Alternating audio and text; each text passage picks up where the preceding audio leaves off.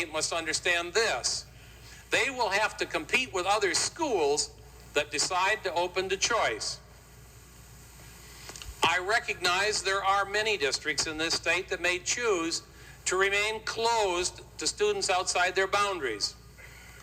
So to assure an array of public school choices for families and empower them as never before, we will encourage new and innovative schools to be started. These schools without boundaries are known as charter public schools.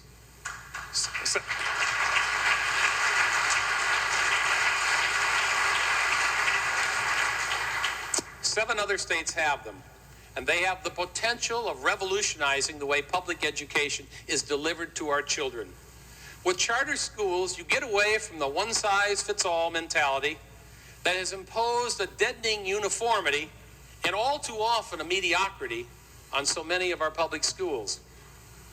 Ladies and gentlemen, let's tear down the Berlin Wall of separation that has held kids hostage to one school district.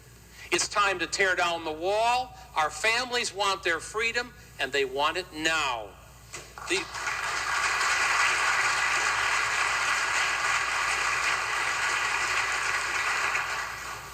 These new and innovative schools could be chartered by any public entity, including our existing public schools.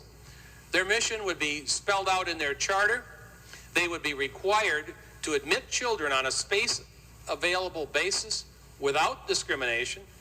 They would be freed up from some of the bureaucratic rules and regulations that have choked off innovation in many of our public schools.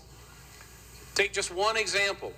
Charter schools could open their doors to all of the talent and experience of the community and invite people who have a love for kids to teach in the classroom, something that's difficult today.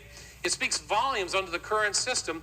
Lee Iacocca can't teach business in a Michigan public school, or that General Colin Powell can't teach history, or that Justice Dorothy Comstock Riley can't teach civics, or that Tim Skubic can't teach journalism.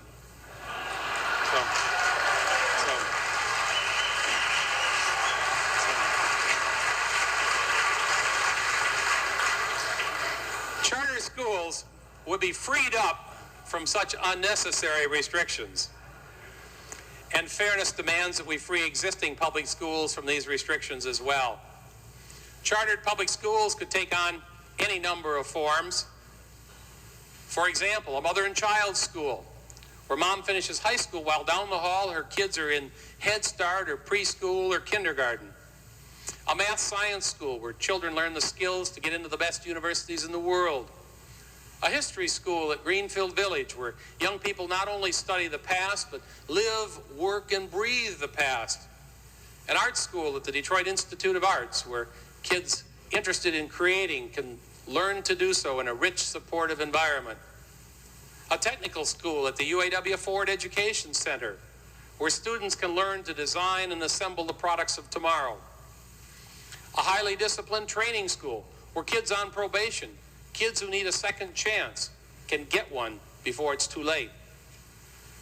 As I think you can see, the potential is staggering. We are bounded only by the limits of our creativity. Whatever form these schools take, the beauty of them is that they are there to serve our families. They put families first where they should be, and under my plan, that's where families are going to be.